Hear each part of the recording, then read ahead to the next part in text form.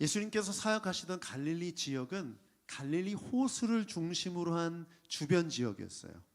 그래서 이 당시 교통수단이 걷는 거, 또 말을 타고 가는 것 외에 배를 타고 갈 수 있었습니다. 갈릴리 호수 주변 지역에서는. 그래서 이렇게 삥 돌아가야 되는데 호수에 배를 타고 가면 아주 빠른 시간에 목적지에 도착할 수 있기 때문에 물고기를 잡을 때만 배를 사용한 게 아니라 교통수단으로서도 배를 사용했던 것이죠. 그런데 문제가 생겼어요. 큰 풍랑이 일은 것이죠. 배의 단점이 있는데 이 풍랑이 일어서 파도가 치게 되면 뒤집히게 되고 뒤집히게 되면 죽을 수도 있기 때문이죠. 우리가 뉴스 자주 보지 않습니까? 낚싯배들이 배가 뒤집혀서 몇 명이 죽었다, 그런 뉴스를 많이 보지 않습니까? 그런 것처럼 제자들과 함께 예수님이 배를 타고 가시는데 그 배에 문제가 생겼어요. 풍랑이 일었어요. 그래서 배가 뒤집혀서 죽을 위기에 처한 것이에요. 제자들은 베테랑 어부들이었기 때문에, 그들 중에 베드로, 안드레, 야고보, 요한은 베테랑 어부였기 때문에 이 풍랑 속에서 어떻게든 배를 컨트롤하려고 노력했을 거예요. 왜? 살기 위해서. 그런데 모두가 어떤 노력도 헛수고가 돼버린 거죠. 그래서 예수님을 향해서 예수님을 깨우게 됩니다.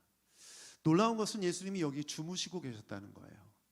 여러분, 성경을 읽으면서 갑자기 질문이 생기는 부분이 있으면 그 질문을 가지고 묵상하는 건 좋은 질문입니다. 예수님이 왜 이 상황에서 주무시고 계셨을까? 여러분, 예수님은 하나님이시죠? 믿으십니까? 동시에 인간의 육체를 입고 오신 사람이라는 거예요. 그래서 인자라고 부르는 인자는 사람이란 뜻입니다. 인간의 모습, 육체를 입고 예수님이 오셨다는 것, 인간이 겪는 모든 피곤함, 또 아픔, 슬픔, 이 모든 것을 겪으셨다는 것을 뜻해요. 그러므로 주무셨다는 것은 피곤하셨다는 것을 뜻하고, 얼마든지 피곤하실 때 주무실 수도 있는 인간으로 오신 예수님인 거죠. 그런데 문제는 인간이라면 막 물이 들이치고 풍랑이 일면 깹니까 안 깹니까? 안 깹니까? 죽은 게 아니라면 깰 수밖에 없죠.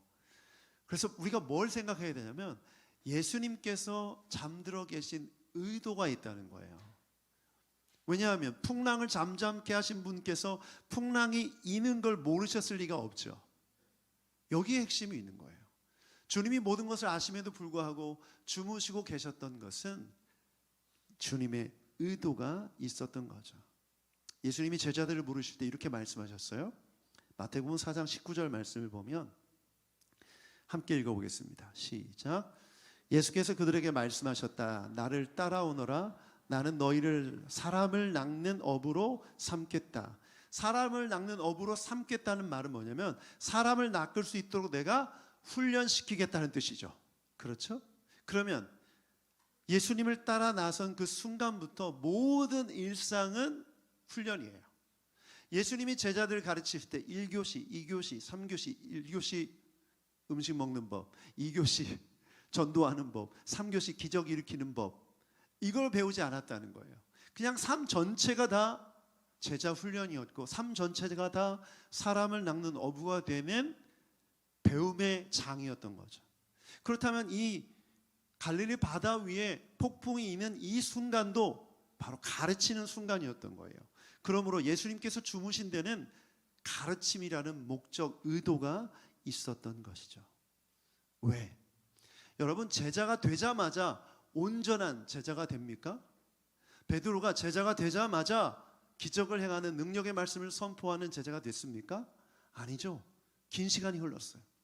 예수님의 공생의 시간 3년, 성령의 충만함을 받고 또 회개하고 모든 과정을 겪고 나서야 5천 명에게 복음을 전하고 구원받게 하는 능력의 종이 될 수 있었던 거죠. 그러면 모든 제자들이 예수님으로부터 훈련받는 과정을 통해서 제자가 되어가는 거라는 거예요. 그러면 우리가 예수님을 믿고 구원받았다, 우리가 제자가 되었다는 것은 지금 내 삶을 통해서 하루하루 겪는 모든 일들을 통해 제자로 배워가는 과정이라는 것입니다. 그러므로 우리가 이 말씀을 우리 교회에게 주시는 말씀으로 들었으면 좋겠어요. 어떤 의미냐면, 여러분, 한 배를 탔다 이런 표현 쓰지 않습니까? 우리 가족은 한 배를 탔어. 우리 회사는 한 배를 탔어. 이런 표현을 쓰는데 이 배는 공동체라는 것을 의미해요. 12명의 제자와 함께 예수님 13명이 이 작은 배 안에 타고 있다는 건 한 공동체가 되었다는 것을 뜻하고, 이 공동체는 풍랑이 일면 풍랑이 이는 대로, 잔잔하면 잔잔한 대로 모두가 함께 이 모든 것을 경험하고 있다라는 거죠. 그런데 이 공동체를 예수님이 훈련시키듯이 새누리교회가 이 7주년을 맞이하고 8년차를 맞이하는 새누리교회가 공동체로서 주님의 훈련을 어떻게 받고 있는지, 무엇을 배워야 되는지를 깨달아야 하는 것이죠.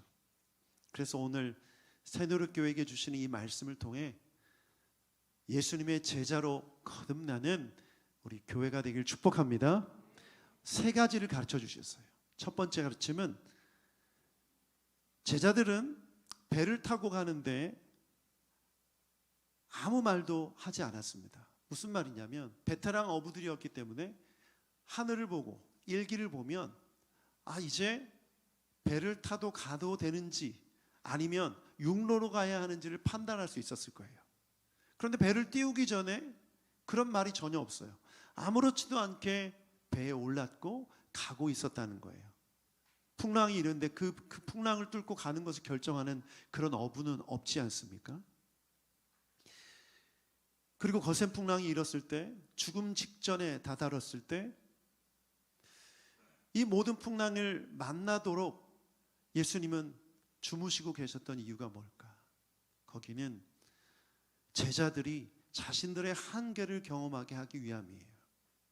그래서 예수님께서 가르치시려고 하는 첫 번째 가르침은 이거였습니다. 같이 한번 문장을 읽어보겠습니다. 시작. 예수님은 제자들의 한계를 깨닫게 하셨습니다. 제자들이 어부로서 바다 위에서는 최고의 기술과 능력을 가진 사람이었지만 그 풍랑 앞에서 아무것도 할 수 없는 것을 깨닫게 되는 순간, 그 순간이 그들에게 꼭 필요했던 것이죠. 자연 앞에서 인간이 얼마나 작은 존재입니까? 내가 아무것도 할 수 없는 연약한 인간이라는 것을 깨닫게 되는 순간 우리는 하나님을 바라보게 돼요. 나는 아무것도 아니구나. 여러분, 자신의 한계를 깨달을 때 주님을 만날 수가 있는 것입니다. 그래서 우리 삶 가운데 있는 어떤 고난 또 고통, 이 모든 문제는 바로 그 뜻이 있는 것이죠. 내 한계가 이것이구나. 거기에 주님이 기다리고 계세요. 저는 오늘 이 말씀을 통해서 우리 교회에게 주시는 메시지를 생각해 봤어요. 우리 장로님이 기도해 주셨는데 성령은 우리 안에서 동일하게 역사하신 것 같아요. 여러분, 7년대가 차까지 오는 7년을 채우기까지 교회가 많은 어려움을 겪었습니다. 코로나 팬데믹이 있었어요. 3년이란 시간이 모이지 못하고 온라인 예배로 드리는 그런 기간이었죠. 전염병 앞에서 두려워하며 전전긍긍하는 인간의 모습을 보게 하셨어요. 교회 공동체도 그 앞에서 너무나 무기력했고 수많은 말들 속에서, 수많은 조롱 속에서 교회 공동체는 숨죽이고 있어야만 했습니다. 우리 교회도 예외가 아니죠. 그런 위기 속에서 서로 다른 교회관과 목회 철학 때문에 많은 성도들이 자기 의견을 가지고 다투기도 했고 떠나기도 했고, 정말 하나님께서 기뻐하시는 교회를 이루고자 했지만 서로 다른 생각 때문에 힘든 시간들이 있었어요. 저는 이 과정을 통해서 무엇을 깨달았느냐? 저의 한계를 경험했습니다. 인간의 지식과 경험으로 하는 것이 아니구나. 교회는 하나님의 뜻대로 세워지는 것이구나. 내가 내 한계를 인정하고 하나님 앞에 올려드릴 때 그때부터 하나님의 역사가 시작되는 것인 줄 믿습니다. 그러므로 우리 주님은 오늘 새누리교회 모든 성도들에게 한 분 한 분에게 이것을 말씀하고 계세요. 한 사람 한 사람의 한계를 인정하라. 나의 한계를 인정하라. 내 지식의 한계, 내 건강의 한계, 내 능력의 한계, 그 한계를 인정할 때 주님의 뜻을 깨달을 수 있는 줄 믿습니다. 시편 119편 96절 말씀에 이렇게 기록되어 있어요. 함께 읽겠습니다. 시작. 아무리 완전한 것이라도 모두 한계가 있다는 것을 알았습니다. 그러나 주님의 계명은 완전합니다. 아멘. 아무리 완전한 것이라도 모두 한계가 있습니다. 제자된 우리는 각자가 가진 한계를 깨달아야 되고, 우리 교회가 가지고 있는 한계를 깨달아야 되고, 인간이 가지고 있는 한계를 깨달아야 됩니다. 그래야만 그 한계를 넘어서 역사하시는 하나님의 능력을 경험하게 되는 줄 믿습니다. 두 번째 가르침은 예수님께서 주무시고 계셨어요. 분명한 의도가 있다고 말씀드렸죠. 그런데 깨어나신 주님께서 26절에 이렇게 말씀하세요. 26절 함께 읽어보겠습니다. 시작. 예수께서 그들에게 왜들 무서워하느냐, 믿음이 적은 사람들아 하고 말씀하시고 나서 일어나 바람과 바다를 꾸짖으시니 바다가 아주 잔잔해졌다. 예수님이 제자들에게 하신 말씀을 보면 왜들 무서워하느냐, 믿음이 적은 사람들아 라고 말씀하셨어요. 예수님께서 제자들에게 했던 기대는 예수님처럼 제자들이 바람아 잔잔하라, 풍랑아 멈춰라, 이런 말을 하길 원했던 게 아니에요. 예수님이 원했던 건 뭐죠? 두려워하지 않기를 바랬던 거예요. 풍랑이 일어도, 죽음의 위기가 같은 이런 어려움이 있어도 두려워하지 않기를 바랬던 거예요. 그러나 그들이 두려워했다는 거죠. 왜죠? 믿음이 적었기 때문에. 믿음이 없다고 하진 않으셨어요. 믿음이 적었기 때문에 두려웠다라는 거죠. 결국 예수님은 무엇을 깨닫게 하시고자 주무시고 계셨는가? 바로 이것을 깨닫게 해주시려고 했던 거예요. 함께 읽어보죠. 예수님은 시작. 예수님은 제자들에게 믿음의 중요성을 깨닫게 하셨습니다. 믿음이 중요성을. 왜냐하면 믿음이 적은 사람들아라고 말씀하셨기 때문에. 그러므로 두려움은 영적 상태를 보여주는 증거예요. 여러분이 인생을 살면서 두렵잖아요. 지금 뭐가 문제라는 거예요? 믿음이 적어지고 있다는 거예요. 여러분의 믿음이 문제라는 거예요. 주변 환경이나 그 두려움을 일으키는 상황이 아니라 여러분 마음 가운데 믿음이 적기 때문에, 믿음이 없기 때문에 두렵다는 것이죠. 그러므로 우리가 제자로서 예수님을 따른다는 건 뭘 뜻하냐? 우리 안에 믿음이 있을 때 이 세상 가운데 일어난 그 어떤 일도 두려움 없이 담대하게 나아갈 수 있는 줄 믿습니다. 우리 주님은 그걸 가르쳐 주시기 위해 풍랑에 있는 바다로 가게 하신다는 거예요. 풍랑에 있는 바다를 가게 하신다는 거예요. 인생을 살면서 겪는 풍랑에 있는 폭풍우와 같은 어려운 일을 겪을 때 우리 무엇을 깨달아야 되냐? 아, 지금 주님이 나를 가르치시려고 하는구나. 나를 바라봄으로, 믿음으로 나를 바라봄으로 이 모든 두려움을 이겨내라고 말씀하시는구나. 우리 주님이 이거를 여러분에게 기대하고 계십니다. 믿으십니까? 우리 교회가 7주년을 맞이했습니다. 우리 새누리교회는 100명도 안 되는 아주 작은 교회예요. 제 아내가 오늘 시무집사 임직을 받았는데 둘이 같이 살고 있는 건 아시죠? 항상 지금까지 오는 동안 제 아내가 저에게 했던 말은 교회를 위한 걱정이었어요. 교회가 걱정되는 거예요. 이러다가 교회가 없어지는 건 아닌지, 교회가 힘들어지는 게 아닌지, 재정적으로 여러 가지 부분에 문제가 생기는 것이 아닌지 늘 항상 걱정이 끊이지 않았어요. 제가 그런 걱정을 들을 때 저는 어땠을까요? 담대하게 그런 걱정하지도 말라고 말할 때도 있었죠. 근데 여러분, 이 부정적인 건요 더 강해요. 부정적인 얘기를 계속 들으면 그런 마음이 저도 생깁니다. 그런데 코로나 팬데믹이 오고 사람들은 더 줄어들고 더 여러 가지 문제가 생기니까 더 두려워지는 거예요. 지금 말씀을 보니까 하나님께서 우리 교회를 가르치시기 위해 이 팬데믹이 위기 속에 들어가게 하셨구나. 그건 우리 교회뿐만 아니라 이 지구상에 존재하는 모든 교회가 동일하겠죠. 그런 생각이 들었어요. 우리 교회는 바다 위에 떠 있는 작은 배와 같구나. 풍랑이 일면 출렁이고 뒤집어질 수도 있는 그런 위험 속에 우리가 떠가고 있구나. 그런데 여러분, 질문을 해볼게요. 1000명이 탄 배라고 해서 안전합니까? 10,000명이 탄 배라고 해서 안전합니까? 여러분, 주님이 지키시면 안전한 거예요. 머리 대신 그리스도께서 함께 하시면 그 교회는 안전한 교회인 줄 믿습니다. 10,000명, 10만 명, 100만 명이 돼도 그 교회가 주님을 온전히 신뢰하지 않고 주님의 뜻하신 가운데로 나아가지 않는 배라면 그 배는 뒤집어질 수밖에 없는 것이죠. 말씀을 준비했는데 타이타닉호가 생각나더라고요. 타이타닉호가 몇 톤짜리인지 아십니까? 46,328톤의 배예요. 42,328톤. 그 배 위에 탄 사람이 몇 명인지 모르겠지만 정말 수만 명이, 정말 많은 사람들이 탔었겠죠. 그런데 그 배가 뒤집힐 때 그 사람들을 구해낸 배는 작은 구명보트예요. 그 작은 배에 탄 사람들이 구원받았다는 거예요. 살아났다는 거죠. 여러분, 그러므로 우리가 이것을 깨달을 필요가 있어요. 우리가 교회가 돼서 이 작은 배로서 이 세상 속에서 떠가고 있는데, 우리가 지금 겪고 있는 풍랑과 어려움을 겪을 때마다 우리는 무엇을 생각해야 되는가? 우리를 지키시는 그 주님이 우리와 함께 하심을 믿을 때 우리는 안전한 줄 믿습니다.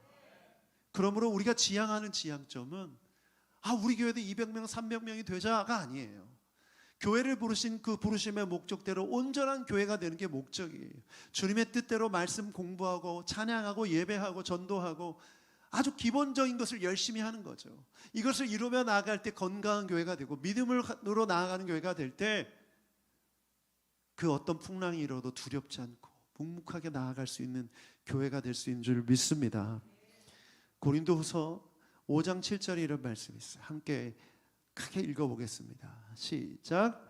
우리는 믿음으로 살아가지 보는 것으로 살아가지 아니합니다. 아멘. 한 번 더. 시작. 우리는 믿음으로 살아가지 보는 것으로 살아가지 아니합니다. 아멘. 아멘. 이 바울 사도의 이 고백이 우리의 고백이 되어야 될 줄 믿습니다. 우리 눈으로 보는 것, 우리를 위협하고 두렵게 하고 무섭게 하지만 그걸 바라보는 것이 아니라 우리를 지키시고 인도하시는 주님을 바라봄으로 믿음으로 나아가는 여러분의 삶이 되길 축복합니다. 그러면 두려움이 사라질 거예요. 사랑하는 여러분, 두려움이 들 때마다, 두려운 마음이 들 때마다 뭐 하셔야 돼요? 믿음으로 주님 바라봐야 돼요. 그게 뭐예요? 기도죠. 기도하세요. 기도하세요. 두려운 마음이 또 들면 또 기도하세요. 여러분, 그게 주님을 깨우는 거예요. 제자들이 예수님을 깨웠던 것처럼 내가 기도로 주님을 깨울 때 주님이 역사하실 줄 믿습니다. 세 번째 가르침은 27절 말씀 함께 읽고 나누겠습니다. 27절 시작. 사람들은 놀라서 말하였다. 이분이 누구이기에 바람과 바다까지도 그에게 복종하는가. 예수님은 말씀으로 바람과 바다를 잠잠하게 하셨습니다. 여기서 사람들은 제자들을 뜻하죠. 어떤 주석가들은 주변에 배들이 있었는데 그 배들을 탄 사람들이 예수님을 보고 그렇게 생각했을 것이다 라고 말하는 사람도 있는데, 어쨌든 그 배에 탄 제자들은 예수님의 다른 면모를 보므로 예수님이 어떤 분이신지를 알게 됩니다. 제자들이 예수님을 따를 땐 그저 유능한 능력 있는 랍비 선생님인 줄 알고 따랐어요. 그러나 이제는 더 이상 그런 분이 아니라, 그냥 랍비 차원이 아니라 하나님의 아들이심을, 하나님의 능력을 가진 창조주이심을, 주권자이심을 깨닫게 되는 것이죠. 그래서 세 번째 예수님의 가르침이 이것이었어요. 예수님이 이걸 가르쳐 주시려고 하셨어요. 시작. 예수님은 자신이 누구인지를 깨닫게 하셨습니다. 아멘. 제자들에게 이것을 깨닫게 해주시려고 그들을 풍랑이 있는 바다 가운데로 인도하신 거예요. 저는 믿습니다. 우리 주님은 능력의 하나님이신 줄 믿습니다. 천지 만물을 주관하시는 주권자임을 믿습니다. 교회는 이것을 믿는 사람들입니다. 이것을 믿고 신뢰하며 따라가는 사람들이에요. 그리고 이것이 교회의 중심이 되어서 기도하고 예배하며 나아가는 사람들인 것이죠. 우리의 삶은 하나님의 기적이 나타나는 현장이며 우리의 어려움과 고난은 하나님의 역사의 기회인 줄 믿습니다. 하나님이 어떤 분이신지를 드러내는 기회인 줄 믿습니다. 우리 교회에 주신 기도 제목들이 있죠. 우리 임재희 권사님, 임채욱 성도, 라엘이와 이래, 그리고 우리 성도들의 모든 기도 제목들, 여러분 이 모든 것들을 놓고 우리는 이제 기도해야 됩니다. 하나님이 이 모든 것들을 통해서 역사하실 주권자 하나님을 믿습니다. 다스리시는 주님, 주님이 역사하여 주시옵소서. 주님의 뜻을 이루어 주시옵소서. 믿음으로 구하는 여러분 되길 축복합니다.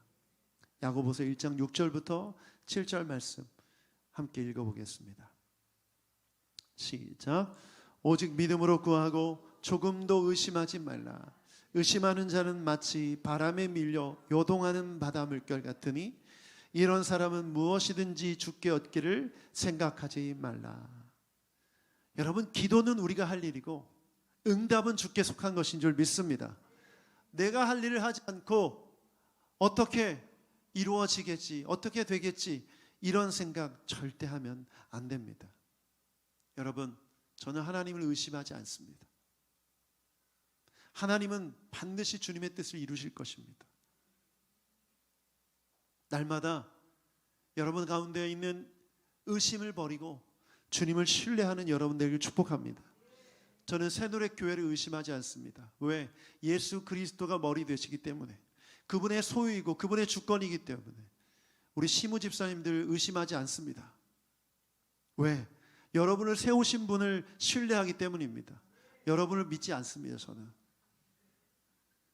우리 교회에서 임직 받으신 분들 중에는 그 임직의 서약을 깨고 떠나신 분들도 계세요. 그런데 저는 하나님을 신뢰합니다. 그분이 어디 가든지 무슨 일을 하든지 주께서 그분들을 인도하실 거라고 믿어요. 여러분도 마찬가지예요. 여러분을 세우신 주님은 여러분의 삶을 인도하실 줄 믿습니다.